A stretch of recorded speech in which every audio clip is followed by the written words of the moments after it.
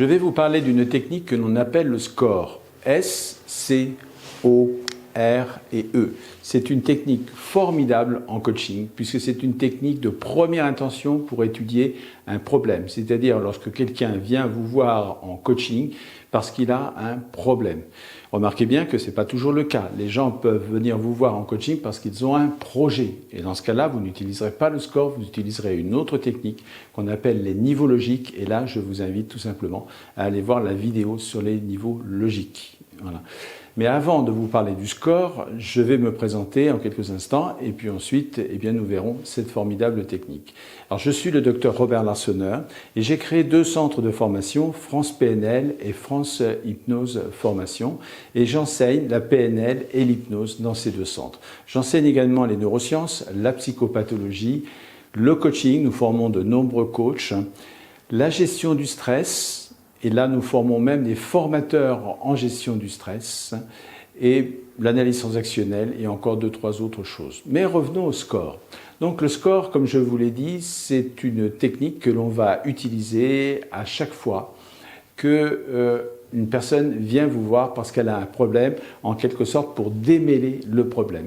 Alors je vous ai cité les lettres évidemment, S, C, O, R et E. Alors ce que l'on va faire pour ruser en quelque sorte, pour faciliter l'exercice sur le SCORE, eh bien vous allez déposer sur le sol des lettres, la lettre S, la lettre C, ensuite la lettre R, la lettre O et la lettre E. Ah, vous vous dites, mais pourquoi est-ce qu'il a mis le R au milieu? Pourquoi pas après ou juste avant? Tout simplement parce que la lettre R, ça signifie ressources. Alors revenons sur la signification des lettres. Le S, c'est le symptôme.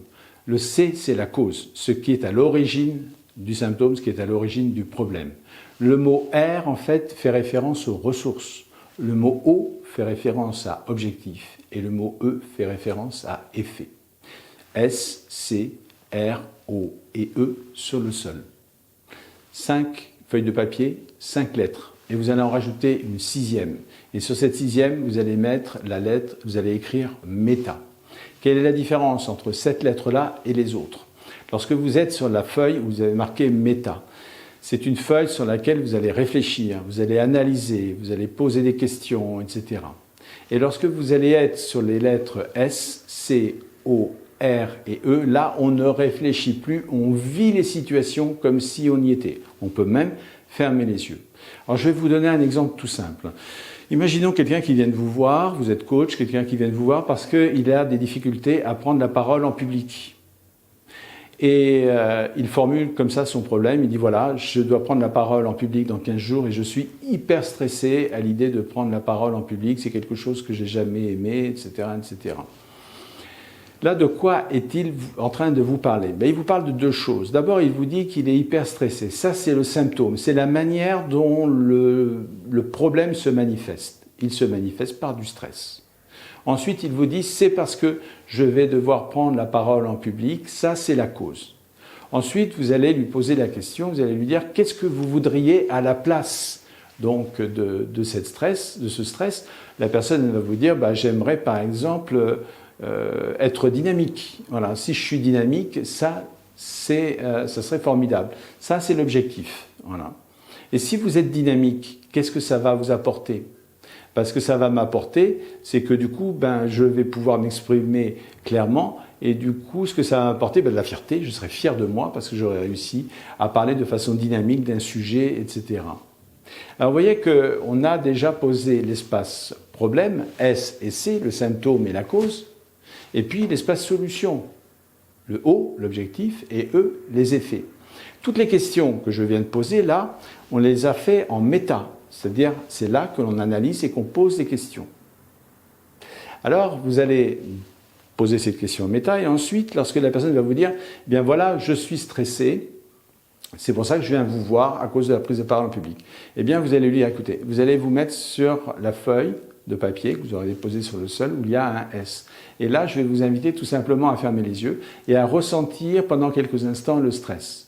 Alors, je vais vous inviter à ne pas le laisser longtemps, hein, juste quelques instants, juste pour qu'il le vive. Dès que vous sentez que ça commence au niveau du visage, nous on appelle ça la calibration, d'ailleurs je vous invite à regarder la vidéo sur la calibration.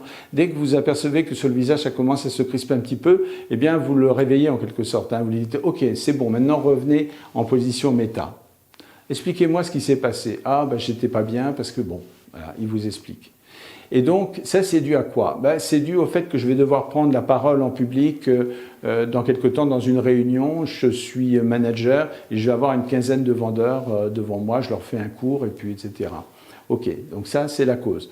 Je vais vous inviter à aller sur la lettre C. La personne va sur la lettre C. Vous pouvez éventuellement lui demander de fermer les yeux et de vivre cette situation comme si elle y était. Donc de voir la salle de réunion, de voir ses vendeurs autour, etc. Là encore, regardez bien le visage. Dès que vous allez sentir que la personne, elle commence à se sentir pas trop bien, surtout tout de suite, vous la sortez de là. C'est pas le but, hein. Le but n'est pas évidemment qu'elle se sente pas mal, hein. Le but, c'est juste qu'elle ait des émotions sur la lettre C.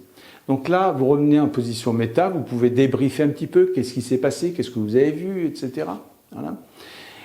Ensuite, vous allez lui dire, qu'est-ce que vous souhaiteriez à la place? Ce que je souhaiterais à la place, eh bien, je voudrais être dynamique, en face d'eux, etc. Ça, c'est important pour moi. Ok. Là, vous pouvez, une fois que cette personne vous a dit ça, faire ce qu'on appelle une détermination d'objectifs pour y voir plus clair, etc. Et là, je vous renvoie à une autre vidéo qui s'appelle la détermination d'objectifs. Donc, sur la feuille méta, en fait, vous avez parlé de l'objectif de la personne. Et là, vous allez tout simplement l'emmener sur la feuille de papier où il y a marqué la lettre O pour objectif. Et là, vous allez lui dire de fermer les yeux et d'imaginer qu'elle est dynamique et qu'elle parle avec entrain, etc. et que les gens sont captivés par ce qu'elle dit, etc. Voilà, une fois qu'elle a vécu ça. Donc là, vous pouvez la laisser plus longtemps, hein, parce que c'est une émotion positive et c'est une émotion en fait qui est extrêmement motivante. Donc là, vous pouvez la laisser un peu plus longtemps et ensuite, vous lui demandez d'ouvrir les yeux et vous la ramenez sur la feuille où c'est marqué méta. Et là, vous débriefez. Qu'est-ce qui s'est passé, etc.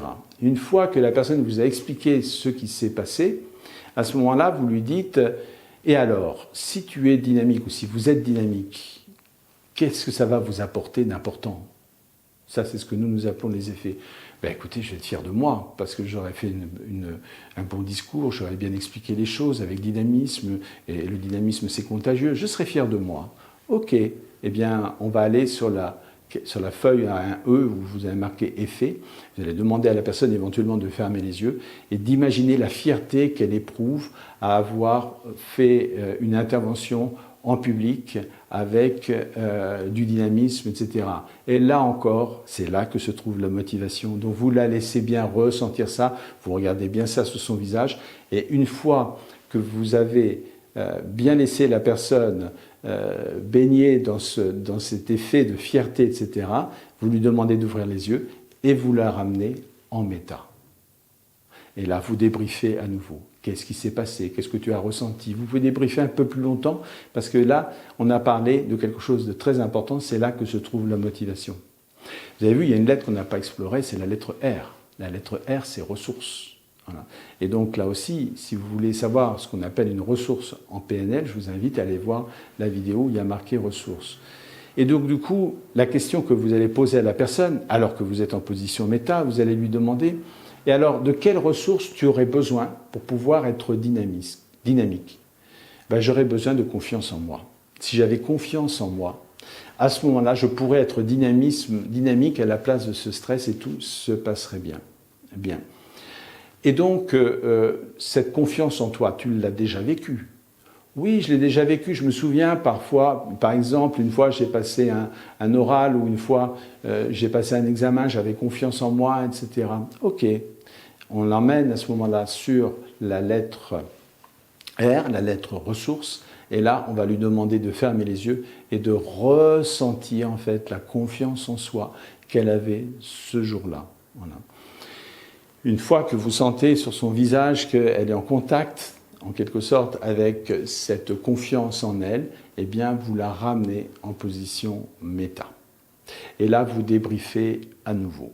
Alors, cette technique qui s'appelle le score, qui est vraiment une technique fantastique parce que vous allez en même temps travailler sur la réflexion et l'analyse, donc ça c'est sur la feuille méta, et vous allez en même temps travailler sur les émotions, puisque ça ce sont sur les lettres S, C, R, O et E. Donc vous voyez, c'est une technique complète, en même temps émotionnelle et en même temps cognitive. Donc c'est vraiment très très intéressant. Et là, vous allez découvrir des choses. Vous allez découvrir peut-être que la personne, elle a ça depuis toujours, depuis qu'elle est enfant.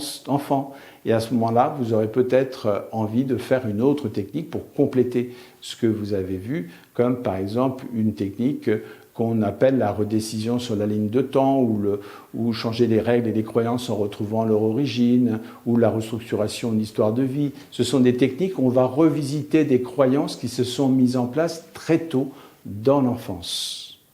Très souvent, le score d'une façon générale n'est pas une technique de résolution de problèmes. C'est plus une technique pour y voir clair en fait sur ce dont on a besoin, sur ce que ça va produire, etc. Mais quand même assez souvent, on y voit tellement clair qu'à elle seule, elle apporte une solution. C'est vraiment une technique formidable. Alors là, la petite vidéo que je viens de vous expliquer n'est pas un vrai cours sur le score. Ça prend du temps de faire un cours sur le score. Il y a plein de choses évidemment que je ne peux pas vous dire, ce serait beaucoup trop long et ce n'est pas l'objet. Mais dans cette vidéo gratuite, en fait, j'ai voulu vous donner les éléments essentiels, les éléments les plus importants du score. Voilà. Nous, en formation, eh bien, je fais un exposé, bien sûr. Ensuite, je fais une démonstration. C'est systématique. Systématiquement, nous faisons une démonstration. Il n'y a que comme ça qu'on apprend, c'est en voyant faire les choses. Et puis ensuite, eh bien, il y a une autre façon pour apprendre, c'est tout simplement de le faire. Et les stagiaires partent par groupe de 3, et par groupe de 3, ils expérimentent le score. C'est une excellente technique. J'espère que vous avez apprécié cette vidéo. Si vous avez apprécié cette vidéo, faites-moi plaisir. Vous pouvez tout simplement liker. À chaque fois que j'ai des likes, je suis content, donc c'est bien pour mon cerveau, ça fait naître de la dopamine, l'hormone du plaisir, l'hormone du bonheur. Si vous avez envie de recevoir d'autres vidéos sur des sujets divers et variés, je vous rappelle que le lexique, il vous parle des termes, il vous parle des techniques, il vous parle des modèles, que ce soit de la communication, du changement. Eh bien, si vous voulez vous abonner, eh bien, vous vous abonnez tout simplement en appuyant sur le petit bouton en dessous de l'écran. Et puis peut-être que vous avez envie de faire un cadeau à quelqu'un et de lui envoyer cette vidéo. Eh bien, dans ce cas, vous copiez tout simplement le lien. Et puis vous l'envoyez par SMS, par WhatsApp, par mail, si vous voulez. Voilà. J'espère que cette vidéo vous a plu, qu'elle vous a appris plein de choses. Elle est destinée, c'est vrai, à mes stagiaires, à mes étudiants, mais aussi aux stagiaires et aux étudiants des autres centres de formation de chez mes confrères. C'est avec grand plaisir que je partage tout ça. Et peut-être avez-vous envie d'aller voir une autre vidéo, il y en a tellement. Et bien, si vous avez envie d'aller voir une autre vidéo, bien je vous dis à tout de suite.